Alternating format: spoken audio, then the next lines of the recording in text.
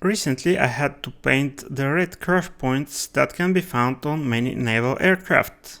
Join me in this video where I will break down the process I used and I think gives very decent results. So the first step will be to paint the exterior color. In this case we will have a grey aircraft. Next I am painting the edges in insignia red. I did not mask the exterior to avoid the red paint pooling or seeping underneath the tape. What I did instead was to paint the edges under such an angle that would naturally shield the exterior bits from the red paint.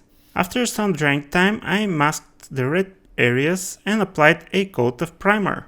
It is also possible to spray the white directly, but it will have hard time covering the red overspray. Now we can apply the white paint on the interior side. As you can imagine, flooding the surface will lead to paint seeping underneath the tape, so it is to be avoided. Finally, we can remove the masks and enjoy the crisp red edges of our crash points. Thank you for watching and until next time, happy modeling fellas!